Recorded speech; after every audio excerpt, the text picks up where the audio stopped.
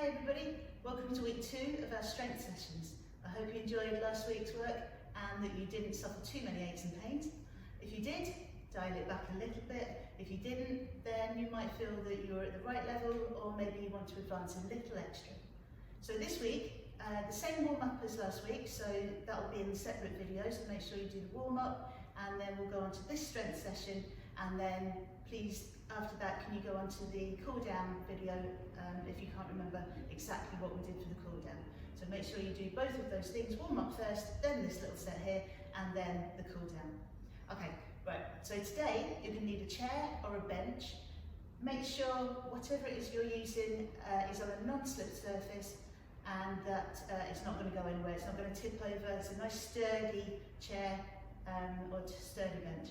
Okay, so the first thing that we're going to do is, let me think, I need to look at the notes. Oh yes, I'm going to turn the chair around. So it is a elevated glute bridge.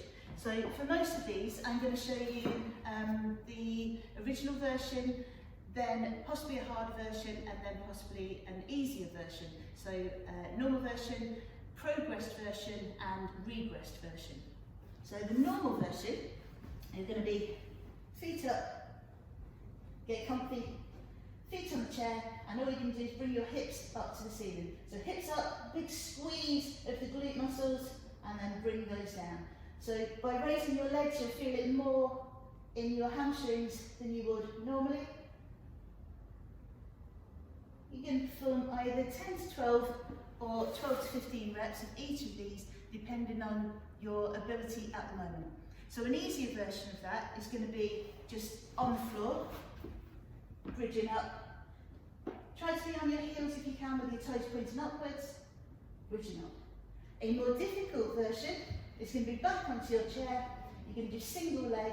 So as you bridge up, you're going to try and bring one foot over your knee and just do single leg ones. And then swap over to the other leg, single leg. Now the knack is, try to bring your hips up so that they're both level with one another, so you're not rocking all over the place. Want nice level hips. So that's our first one. Our second exercise is going to be incline push-ups. So for this, we're just going to come onto the chair, hands on the chair, come into a plank position. If you can put your hands to the side of the chair, perfect. Look to the top of your chair and you're just going to press up.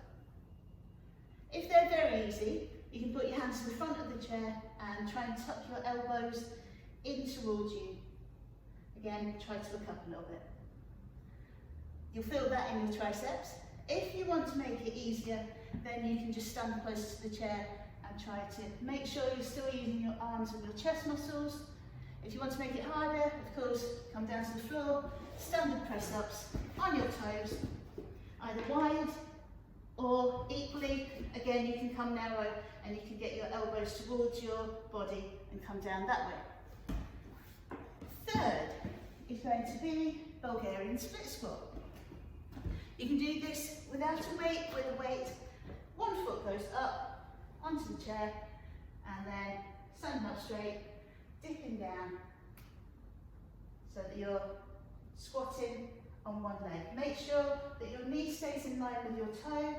Ideally, hop forward so that your knees are coming over your toe, chest up.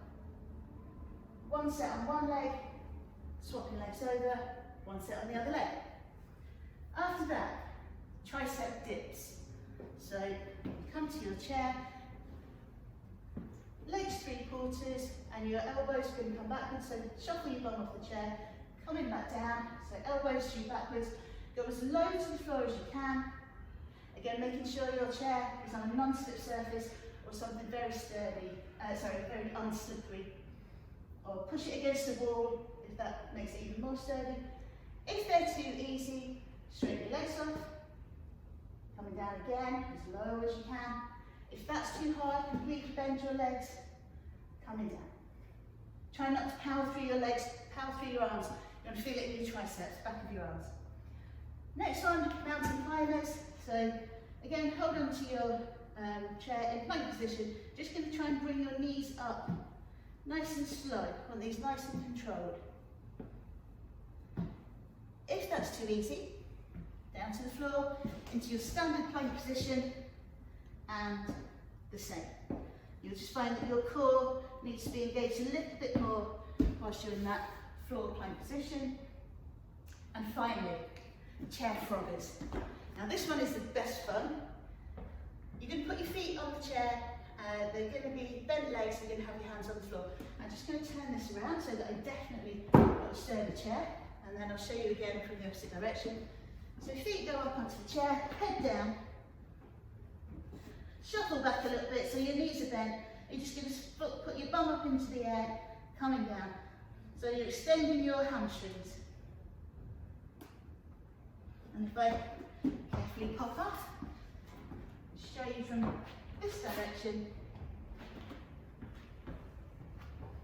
Again, feet go on, coming back a bit, straight up and down. Let your head dangle. Smash it. If they are too hard, you can regress in two ways. So the first is called a thigh burner. It's always good fun. So in a plank position, rocking backwards and forwards. So same thing, you'll just try and come along the floor. And if that feels too much, dip your knees, hook your fingers underneath your toes, bend your legs and straighten.